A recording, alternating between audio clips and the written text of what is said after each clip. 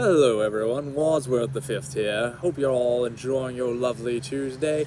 It's a bit overcast, but you know what? I've heard that's a good thing from friends recently, as we enjoy the day and we're sitting out at the park again.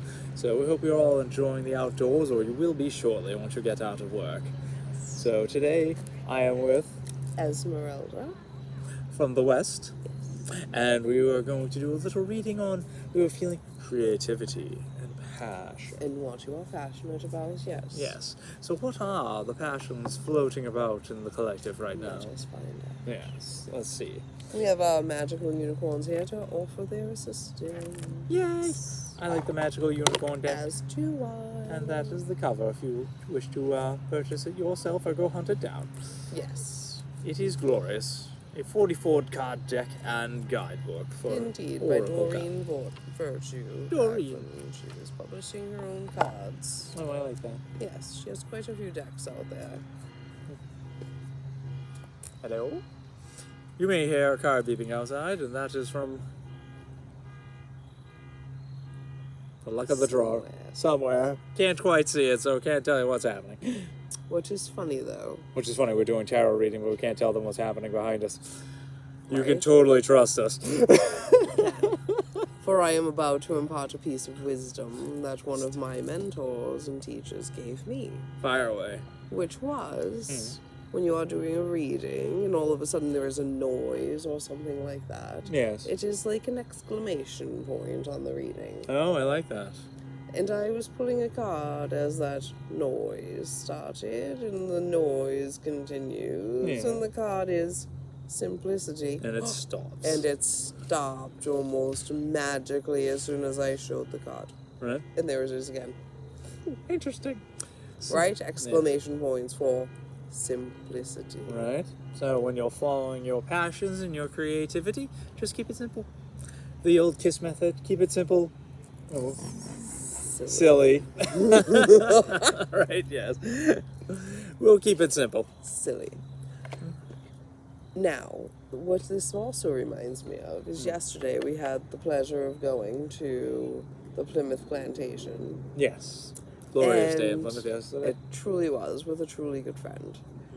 And we were remarking on the simplicity of the days of old Oh, yes. and how far we have come with our invention. Right? Yep.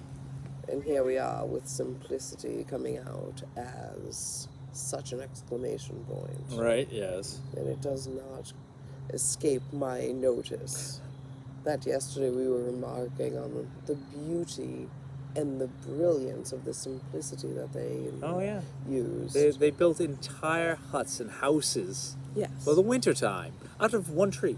One tree. One tree. One tree. One tree. Not forests and forests. Yeah. For They did not have to Silliness. level an entire forest to build a single house as they do these Right. days. one tree. Yes.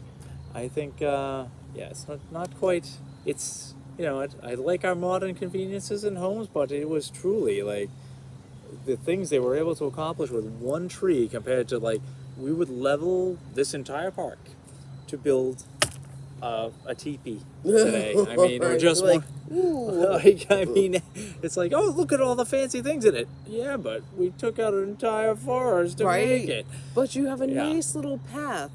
Okay, and nothing to look at as we walk down the path. Yes. So it does seem quite silly that. Yes. So perhaps following your passions, whether it is construction or painting or whatever you are doing, maybe keeping it a little bit more on the simple side might be the way to move forward. Preserving the natural things around you, finding the best ways to work with what you're working with, as our Native American friends used to do all the time. I thought Yes. the most interesting thing was how they worked with nature, because they used the bark of of a large tree, and they would put their hands into it, I guess at a certain time of the year is the way it was described, and they would push the bark off. And Right. so you would get giant slabs Right. of bark that were the walls, Right. right? Which now I guess you would liken it to like a. And nowadays, we would throw it away as waste, Well, we would throw it away as waste. right? But I guess if you were gonna go to like the Home Depot or something, it would be like one of those giant pieces of like sheetrock. Or Sheetrock, something. yeah. Plywood. Plywood. A There you piece go. of That was plywood. what I was looking for. Plywood. Yes. It would be like a giant sheet of plywood. Yeah. But what it was, and they said it was a certain time of year where the trees would Spring. fill with sap, Sap, yeah. so that the bark was 6 to 8 inches thick. Can you imagine? Right? So it offered all kinds of insulation so that they could make it through the winters. With that as their Yeah. shelter? Their teepee, these shelters, which were, I want to say it was like 30 feet long, Probably about right? that. Yeah. And probably about 10 to 15 feet wide. Mhm. And it kept them at 75 degrees, is what they said during the winter. With 3 fires inside. How many of us have our heat set at 63 or 60 because we're trying to conserve? Right. And we're freezing our butts off. Meanwhile, we could have built a one teepee hut in the spring and been great. Right. Like, What are we doing? right? Yeah. So simplicity.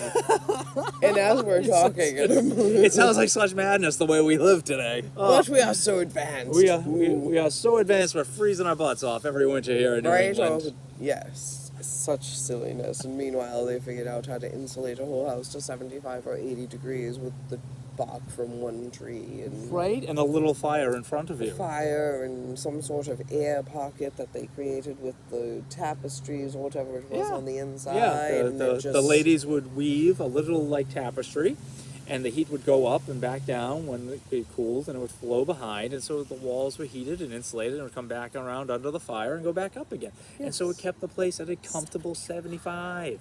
75. Who wouldn't want their house toasty and warm Right? at 75 during the winter? You'll be running around naked all winter in your hut.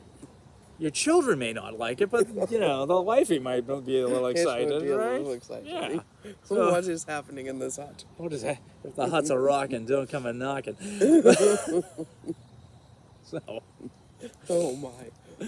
So And as I look at this, there is actually a little hut in the background, and Oh, very really? old. Yes. So it is quite a glorious picture. For there's this beautiful stream. There are ducks playing in the little water here. There's a waterfall.